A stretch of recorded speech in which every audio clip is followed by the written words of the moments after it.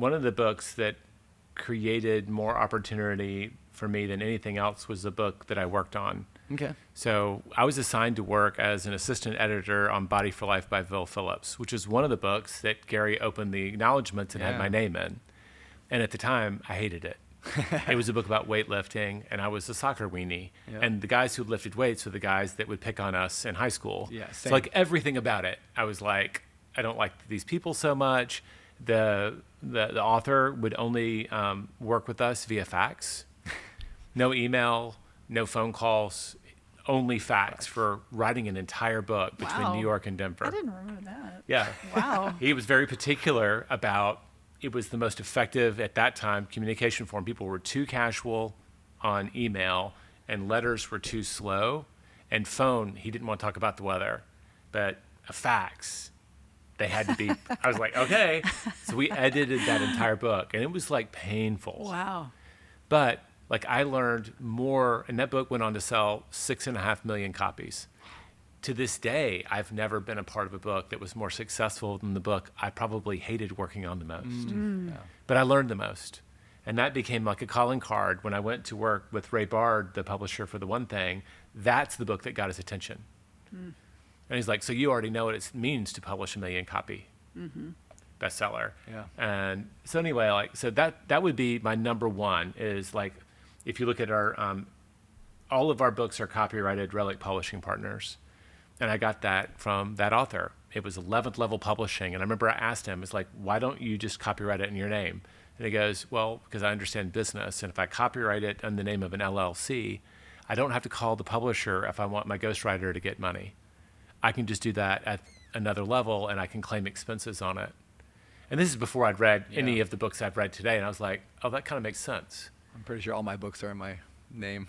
But now you know. Now you can go back. But it was Right. like, it gave him the flexibility to reward people throughout the journey. And I was like, that's forethought. It's like, I can't tell you all the lessons I learned as a writer from that.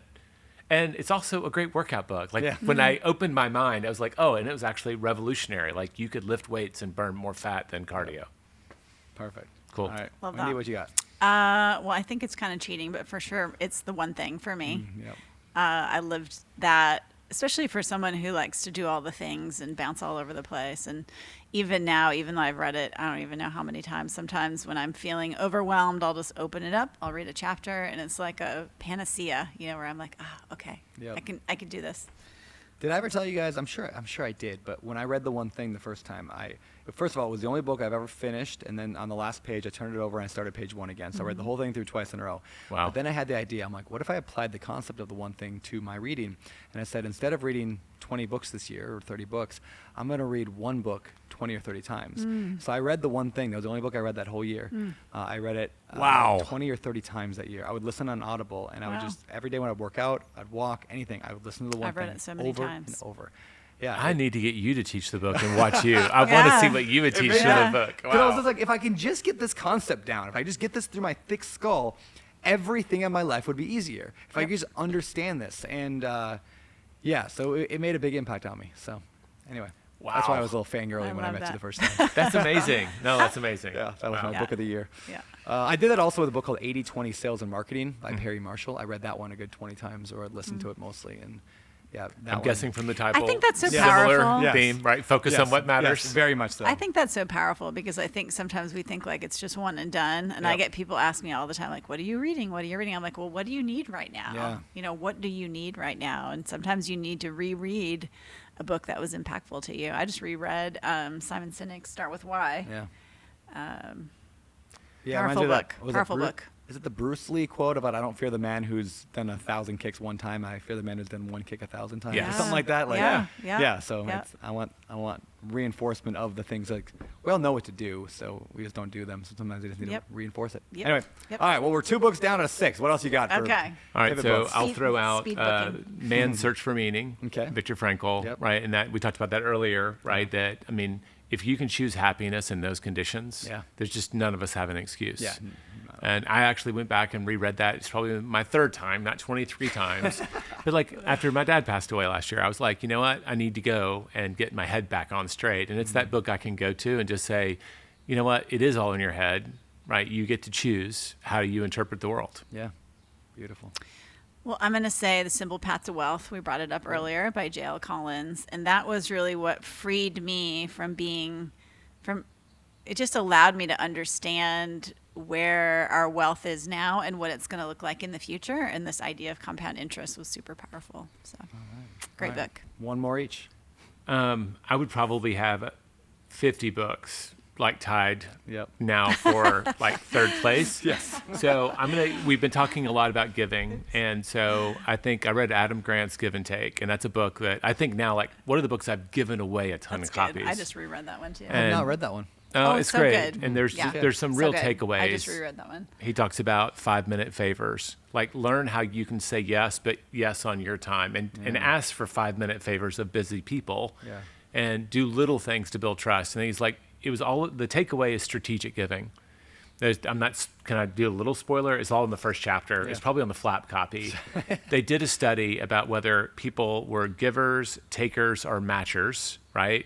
Givers are the ones that want to give back. Takers obviously are taking all they can get. And matchers are, well, I paid for lunch last time, so it's your turn, right? Yep. They definitely want to split the bill or, treat it that way. They're keeping score. And he wanted to know, like, who made the most money.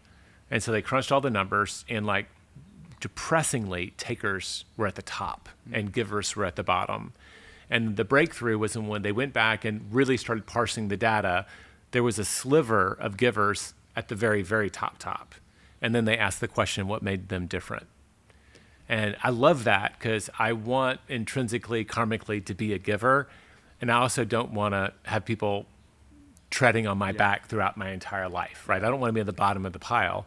And he just defines, now this is the 240-page book, what it means to be a strategic giver, right? How to give strategically so you're not being taken advantage of and you can have an amazing impact. So it's a fabulous book. Go read it. Yeah. I would love to hear you talk to Adam Grant. I've never been able to get him for an interview, Yeah. so there's your challenge. All right, But okay. man, strategic giving, great All book. right. Love it. All right. I'm going to say any book by David Green.